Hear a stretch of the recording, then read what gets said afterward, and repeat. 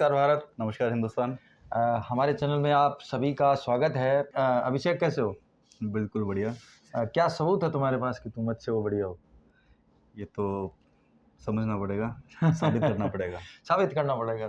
दोस्तों, आज हम टॉपिक लेकर आए हैं सबूत कि साक्ष्य जो है, सबूत है, वो किसको कहते हैं, किसको नहीं कहते हैं। आप हिंट वर्ड समझ गए होंगे। बिल्कुल दोस्तों, आज का जो टॉपिक है वो है एविडेंस, साक्ष्य।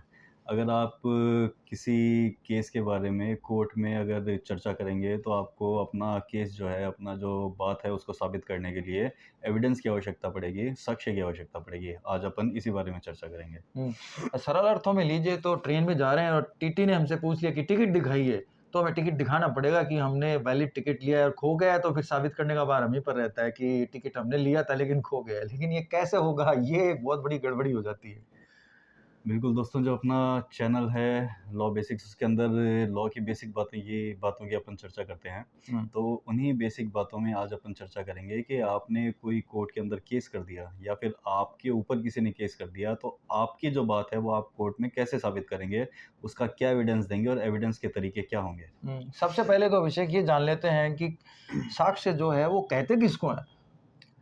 दोस्तों, साक्ष्य का मतलब है कि आपने कोर्ट में अपनी जो बात कही है उसको किस प्रकार आप साबित करेंगे, वो साबित करने का जो तरीका है वो साक्ष्य के जरिए होता है। मतलब आप अपनी बात को कहकर भी बता सकते हैं, जिन्होंने घटनाओं को देखा है उन व्यक्तियों के बयान दिलवाकर भी कर सकते हैं। कोई डॉक्यूमेंट है, कोई फोटोग्राफ है, तो वो भी कोर्ट में पेश किए जा सकते हैं।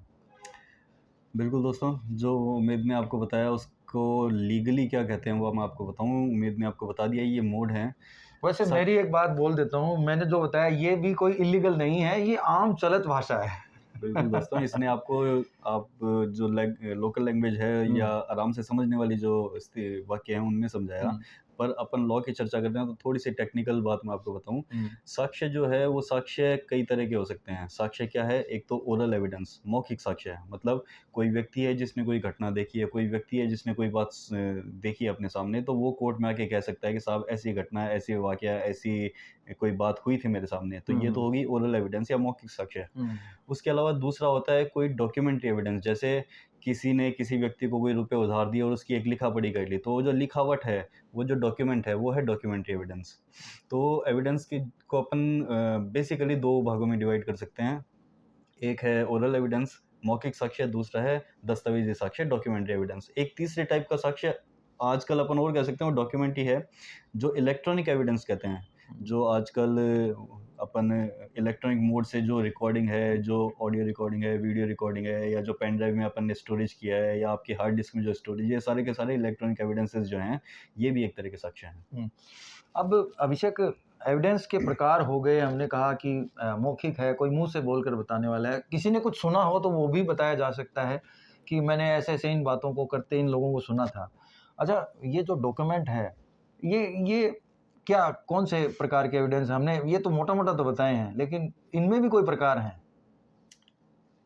दोस्तों, डॉक्यूमेंट जैसे मैंने बताया, कागज है, दस्तावेज है, उसके कागज है, उसके ऊपर कुछ लिखा पड़ी है, वो एक डॉक्यूमेंट है। कोई शिलालेख है, वो एक डॉक्यूमेंट है। अगर कोई क्रिमिनल केस अपन बात कर रहे हैं तो उसके अंदर कोई मौके के ऊपर कोई एविडेंसेस मिले, जैसे मान लीजिए किसी के बाल मिले, किसी के नाखून मिले, किसी के कपड़े मिले, कोई खून मिला, ये भी एक एविडेंसेस हैं। तो ये सारे के सारे एविडेंसेस के टाइप हैं। अच्छा, लिखावट वाले जो डॉक्यूमेंट हैं उन पर भी बात की थी हमने। क्या एक फोटोकॉपी की बात करें? फोटोकॉपी जैसे इटसेल्फ एक किसी चीज़ की फोटो है भाई वो। दोस्तों, उम्मीद कानून की बारीकियां जो हैं वो निकलवाने चाह रहे मैं हैं। चाहता हूं कि हमारे व्यूअर्स को वो बातें पता चलें जो उनको पता होनी चाहिए। दोस्तों, उम्मीद का कहने का तात्पर्य ये है कि क्या, जैसे एक डॉक्यूमेंट अपन ने लिखा, ओरिजिनल एक डॉक्यूमेंट लिखा, मान लीजिए एक स्टाम्प के ऊपर अपन ने लिखा पढ़ी करी, कोई एग्रीमेंट बनाया, कोई अपन ने लिखा पढ़ी करके उसकी डॉक्यूमेंट की अपन ने फोटोकॉपीज करवा ली, तो वो भी अपने आप में एक दस्तावेज ही है, लिखावट ही है पेपर के ऊपर। तो क्या वो भी एज गुड एज ओरिजिनल है या उसकी अहमियत कुछ अलग होगी? उम्मीद इस बारे में जी, चर्चा करना चाह मतलब रहे मैं हैं। यही चाहता हूँ कि घूम फिर के बात आनी चाहिए कि डॉक्यूमेंट जो होता है, क्या डॉक्यूमेंट में भी अलग अलग प्रकार हैं? तो बिल्कुल हैं। एक तो होता है ओरिजिनल डॉक्यूमेंट, जैसे कि हम आम भाषा में बात करते हैं, और एक होता है उसकी फोटोकॉपी। तो अब हम आते हैं उस बात पर जो कि हमारे किताबों में लिखी हुई है, वो है मूल मूल जो दस्तावेज होता है वो। उसके अलावा उसके सेकेंडरी एविडेंसेस, यानी कि द्वितीय की, जब प्राथमिक यानी कि मूल जो मिल नहीं रहा है, खो गया है, इसी तरीके का है, तो फिर दूसरा डॉक्यूमेंट काम में आएगा। अब बात करते हैं इनको खोलकर।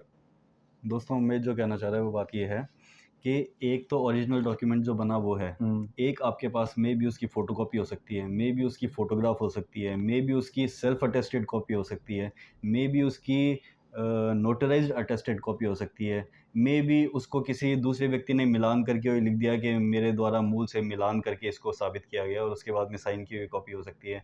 ये सब के सब जो हैं ये भी अपने आप में डॉक्यूमेंट है, पर दोस्तों इनकी अहमियत जो है वो दोनों की कानून की नज़रों में अलग-अलग है। बिल्कुल मान फ़र्क है। लीजिए आपने कोई दावा किया और आपने अपने एडवोकेट को जाकर के और फ़ोटोकॉपीज़ दे दी कि साहब ये देखिए मेरी सीडेड है और ये फ़ोटोकॉपी है उसकी और मैं इस आधार पे इस प्रॉपर्टी का मालिक हूँ और सामने वाला ज़बरदस्ती मुझसे प्रॉपर्टी हड़पना चाह रहा है और आप ये सोचें कि हमने फ़ोटोकॉपी एडवोकेट को दे दी और इस आधार पे आप दावा जीत जाएँगे और आपने पूरी एविडेंसेस को अपने अपने वकील को और कोर्ट में सबमिट कर दिया, तो दोस्तों ऐसा नहीं है। इसमें थोड़ी-सी गड़बड़ ये है कि कानून जो है वो ये कहता है कि आपको आपकी बात जो है सारी की सारी वो प्राइमरी एविडेंसेस से साबित करनी है।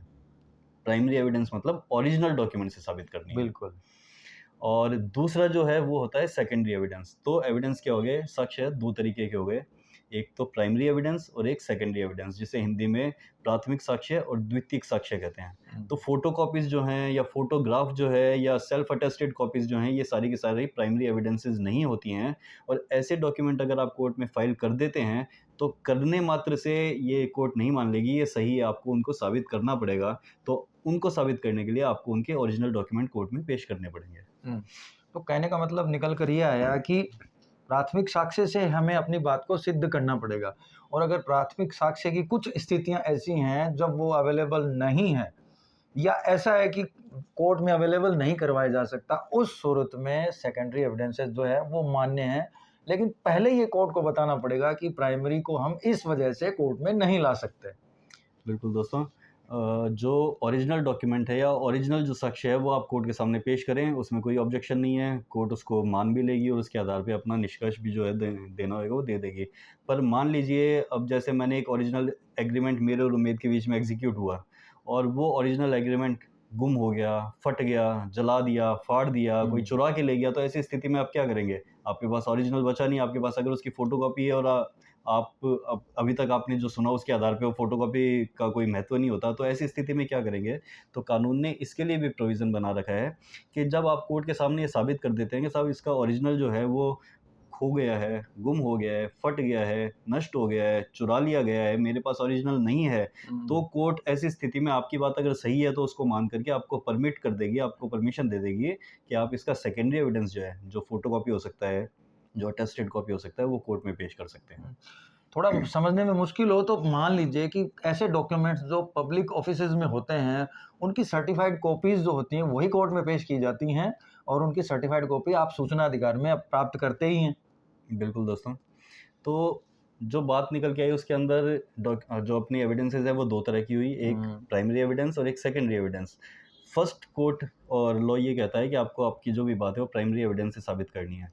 प्राइमरी एविडेंस भी दोस्तों कई तरीके के हो सकते हैं। प्राइमरी एविडेंस जैसे मैं आपको बताऊँ कि ओरिजिनल एक कॉन्ट्रैक्ट है वो तो एक कॉपी में बना, पर उसी डॉक्यूमेंट में आपने लिख दिया कि हम इसको 4 कॉपी में एग्ज़ीक्यूट कर रहे हैं। अगर मान लीजिए उस कॉन्ट्रैक्ट के 4 पार्टीज़ हैं, उस कॉन्ट्रैक्ट को करने वाली 4 पार्टीज़ हैं और उसमें ये लिख दिया कि इस डॉक्यूमेंट को हम 4 कॉपीज़ में एग्ज़ीक्यूट कर रहे हैं और चारों कॉपीज़ एक-एक पार्टी के पास में मौजूद है, तो वो चारों ही ओरिजिनल हैं।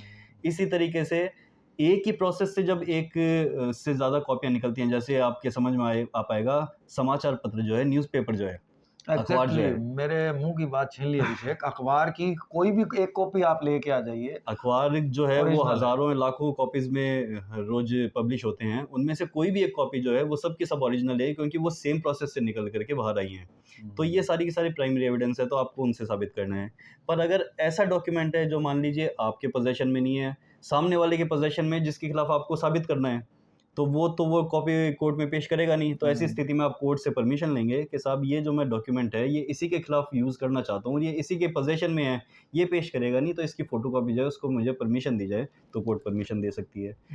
मान या लो एक बहुत बड़ा कोई पहाड़ हो, उसको तो लाने से रहे। बिल्कुल ये भी एक प्रोविज़न है कि कोई ऐसी वस्तु है जो न्यायालय में नहीं लाई जा सकती है। जैसे मान लीजिए कोई एक्सीडेंट हो गया और एक्सीडेंट हुआ वो ट्रॉले से हुआ जो कि मान लीजिए 100 चक्कों का 100 टायर्स का ट्रॉला था बहुत बड़ा व्हीकल था, अब वो तो कोर्ट में आ नहीं सकता एज़ एविडेंस, तो ऐसी स्थिति में कोर्ट परमिशन दे सकती है। या फिर मान लीजिए एक शिलालेख है जो कि कहीं पे गड़ा हुआ है, गड़ा हुआ कोई परमानेंटली। हाँ, परमानेंटली कहीं पे उसको चिपकाया हुआ है, अब वो तो ओरिजिनल आ नहीं सकता, तो उसके लिए आप कोर्ट से परमिशन ले सकते हैं सेकेंडरी एविडेंसेस के लिए। जैसा उम्मेद ने कहा शिलालेख, वो यही है कि मान लीजिए बहुत बड़ा पत्थर है, उसी के ऊपर कुछ लिखा हुआ है, वो एक अपने आप में एक एविडेंस है, अब तो उस शिलालेख को तो उठा के आप कोर्ट में ला नहीं सकते, तो उसके लिए आप कोर्ट से परमिशन ले सकते हैं सेकेंडरी एविडेंसेस की। तो ये मोड है दोस्तों, कि आपको जो भी अपनी बात है वो प्राइमरी एविडेंस से साबित करनी है। अगर आपके पास प्राइमरी एविडेंस नहीं है, तो आपको कोर्ट को बताना है कि हमारे पास प्राइमरी एविडेंस क्यों नहीं है और क्यों इसका सेकेंडरी एविडेंस हम यूज़ करना चाहते हैं। और फिर कोर्ट आपकी बात मान करके आपको परमिशन दे देता है, तो आप उसकी सेकेंडरी एविडेंस या फोटोकॉपी या अटेस्टेड कॉपी या फोटोग्राफ जो है वो कोर्ट में पेश कर सकते हैं। अब मेरे व्यूवर्स के काम की एक चीज़ हो सकती है कि आपने कोई भी डॉक्यूमेंट बनाए हैं, कोई एग्रीमेंट किया है, कोई कॉन्ट्रैक्ट किया है, तो उसकी सर्टिफाइड कॉपी आप अपने पास रखें। नॉर्मल फोटोकॉपी नहीं, मैं व्यूवर्स को राय देना चाहूँगा कि सर्टिफाइड कॉपी कराएँ और उसके बाद में उसको रखें। बिल्कुल दोस्तों, इसकी अहमियत बढ़ जाती है। जैसे एक मात्र आपने फ़ोटोकॉपी रखी और एक उसको अटेस्टेड करवा लिया किसी नोटरी से, या फिर जिसने एग्ज़ीक्यूट किया था उसी के साइन करवा के उसको वापस वेरीफ़ाई करवा लिया, तो उसकी वैलिडिटी जो है वो बजाय सिंपल फ़ोटोकॉपी के बढ़ जाती है। इसका रीज़न बेसिक सा है दोस्तों, कि फ़ोटोकॉपी मशीन से बहुत से चेंजेज़ अपन चाहे तो कर सकते हैं। जैसे फ़ोटोकॉपी मशीन से एक पेपर आपने रखा, उसके बीच में कहीं पे व्हाइटनर लगा दिया, उसके ऊपर कोई पेपर रख दिया, उसके जो साइन थे उसके ऊपर कोई पेपर रख दिया, उनमें मैनिपुलेशन कर लिया, तो उसके ऊपर कोर्ट ज़्यादा तवज्जो नहीं देता।